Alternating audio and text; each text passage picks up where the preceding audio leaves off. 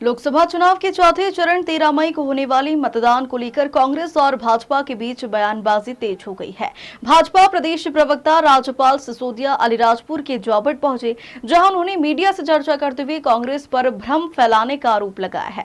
साथ ही कहा कि झाबुआ, अलीराजपुर और रतलाम कांग्रेस प्रत्याशी कांतिलाल भूरिया भाजपा के लिए चुनौती नहीं है।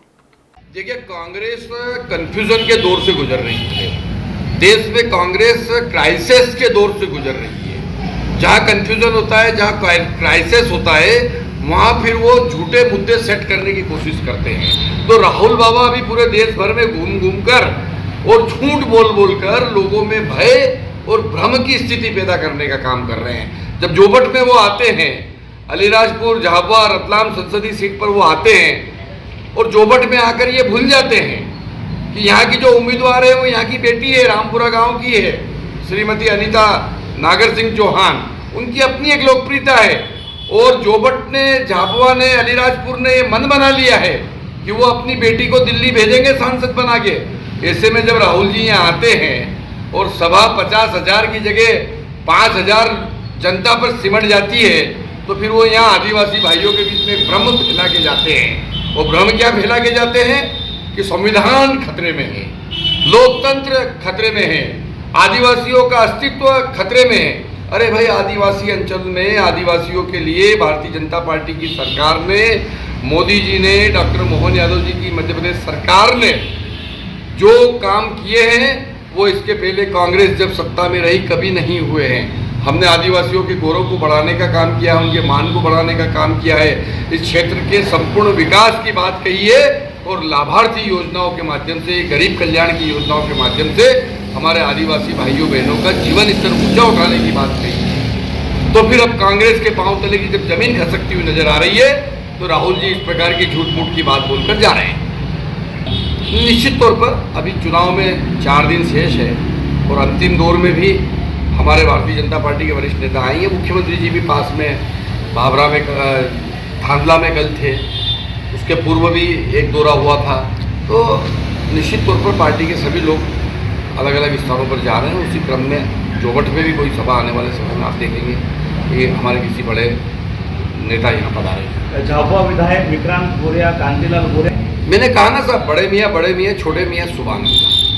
तो राहुल जी जब आते हैं तो वो भी भय, वो भ्रम फैला के जाते हैं। और कांतिलाल जी ने तो इस क्षेत्र को भ्रमित करके वर्षों से रखा है। वो तो उनका मूल स्वभाव है कि आदिवासी अंचल के भाइयों को आपस में लड़ाना, भ्रम में रखना और अपनी राजनीतिक रोटी सेकना। लंबे समय से कांतिलाल जी भूरिया ये करते रहे हैं, पर अब हमारा ये इस आदिवासी अंचल का भाई बहन जो है जागरूक हो चुका है, या जागरूक हो चुका है ये नहीं कहते, हम ये कहेंगे कि कांतिलाल भूरिया का असली चेहरा समझ चुका है, इसलिए अब उनके भ्रम में वो नहीं आने वाले। अब वो हमारे उम्मीदवार के बारे में और उनके परिवार के बारे में, उनके पूर्वजों के बारे में कुछ तो भी मनगढ़ंत कहानियां बोलकर झूठ बोलने का काम कर रहे हैं। तो जनता समझती है और जोबट की जनता तो बहुत अच्छे से जानती है कि कितनी साफ सुथरी छवि से आने वाली हमारी है उम्मीदवार, जो कि हायर एजुकेटेड भी है, उच्च शिक्षित है और जो जोबट प्रॉपर में रामपुरा गांव की बेटी है। अब उनके बारे में कांतिलाल जी भूरिया के सर्टिफिकेट की कोई जरूरत है क्या जोबट की या अलीराजपुर की जनता को? मैं नहीं समझता हूँ कि उनके किसी सर्टिफिकेट की आवश्यकता है। वो जबरदस्ती कोई सर्टिफिकेट देने का काम करे तो वो करते रहे, पर जनता नहीं मानने वाली। उनकी बात असत्य है, निराधार है, ये जनता ने तय कर लिया। मान रहे हैं। देखिए, चुनाव को हम गंभीरता से लड़ते हैं। हम कांतिलाल भूरिया जी को चुनौती नहीं मान रहे, पर चुनाव को हम गंभीरता से लड़ते हैं।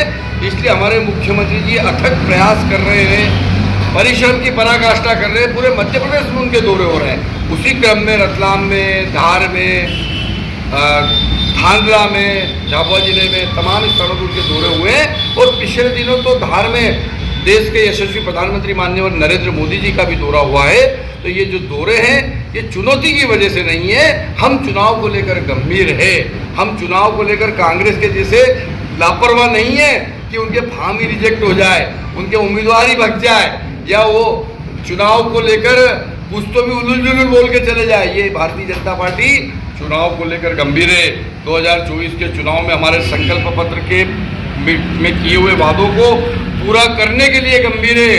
हमने वही संकल्प दोहराए हैं जिनको हम पूरा कर सकते हैं। हमने वही बात की है जिसको कल हम सत्ता में आने के बाद पूरी करेंगे। ये इसलिए हमने कही है कि हमें पूर्ण विश्वास है कि जनता हमको फिर से सरकार में भेज रही है, अब की बार 400 पार कर रही है। अब कांग्रेस जैसा कुछ भी बोल दो कि उन्हें मालूम है सत्ता में तो आना नहीं है, कुछ भी बोल दो, वो बोले जा रहे हैं और लोग इसीलिए उनके ऊपर विश्वास नहीं कर रहे हैं। मैंने फिर उसी बात पे आता हूँ कि वो भय, वो भ्रम की स्थिति पैदा कर। मध्य प्रदेश पहला राज्य है जहाँ पर किसी बालिका के साथ यौन दुष्कर्म होता है तो फांसी तक की सजा का प्रावधान करने का काम हमारी सरकार ने किया है। परंतु एक प्रक्रिया होती है, इस प्रकार की जो विक्टिम होती है उसका पहचान उजागर नहीं करना पहली प्राथमिकता होती है। अन्य जब वो इस प्रकार के प्रकरण का अनुसंधान चलता है, न्यायालय में प्रक्रिया कार्रवाई चलती है, तो उस समय पे भी बहुत सारी मर्यादाओं का पालन करना चाहिए। परंतु पिछले दिनों देखने में आया कि विक्रांत भूरिया और जीतू पटवारी जैसे लोग जो कि राजनीतिक भेड़िए के रूप में इसी शिकार में लगे रहते कि कहीं घटना हो और उस घटना से वो राजनीतिक रोटी सेके, उन्होंने उस बहन की उजागर पहचान करके, पहचान को सार्वजनिक करके बहुत बड़ा सामाजिक अपराध किया है। उस अपराध के लिए उनको माफ़ी मांगना चाहिए।